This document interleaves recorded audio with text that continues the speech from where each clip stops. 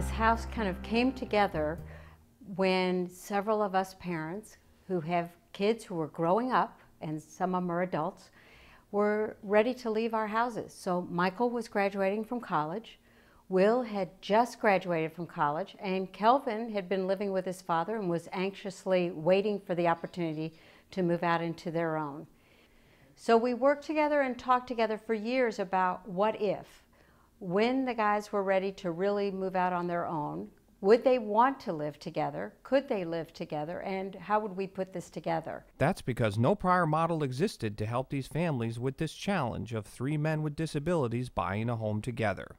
One challenge was finding the proper structure, but with some patience, there it was.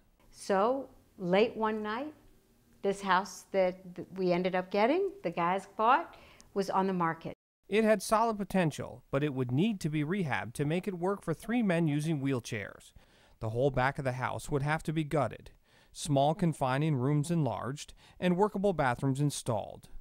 An equally daunting challenge was financing a home purchased for three men with disabilities, living on Social Security and other limited income resources, and no credit rating. But the families found caring organizations equal to the task. We worked with Health Law Project and Regional Housing Legal Services and PHFA, and we're in constant conversation with how do we do this, in what order do we do these things, how do we get the mortgage? And first thing they said, well, you have to call a lender. Okay, now is a lender going to understand this model? Well, luckily the people at PHFA said, here are three people, call one of these three.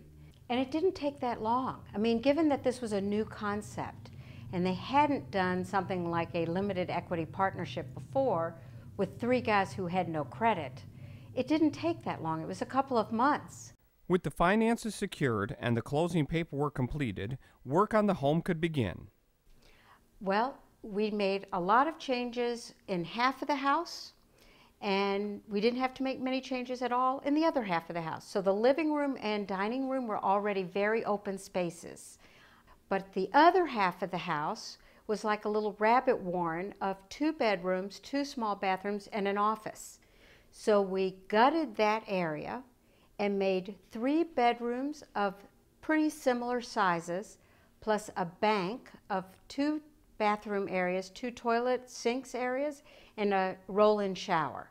We lowered the windows so that all 3 guys using their wheelchairs have real access to looking outside. So we made the windows bigger and lower. We put in 2 centers in every room for electronics so that you could be as wired as you want to be.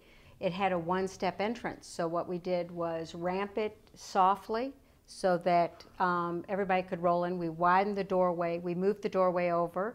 And then with their waivers, we used some of that money to have electronics put in so that there's a sensor that the guys can have. They have a fob. They can automatically open the door, and then a motion sensor for Michael so that he can kind of come in and go out as he needs.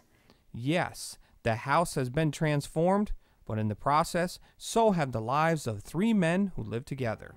Being able to find a place like this and knowing that he would be able to go there and lead the kind of life that he wanted to lead meant a great deal. He's become wonderfully responsible for things in his life and his work. There's a special piece of artwork that hangs in the living room, a tapestry that reflects the transformation that's taken place.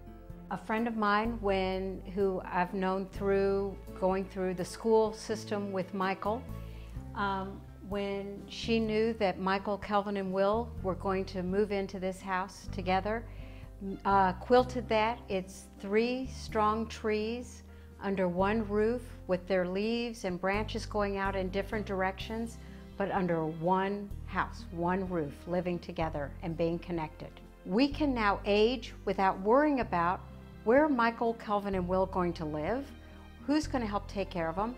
They've got their services that are separate from housing, which is a really big concept here of the provider does not own the house.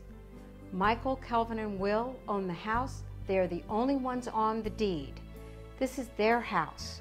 They each, all three, have different service providers to provide them the services that they need. The primary one for all three is attendant care, and all three work with different agencies. It's up to them. They're the ones in charge. But we wanted to make sure they had a stable, consistent, accessible house, and that's what we got with PHFA.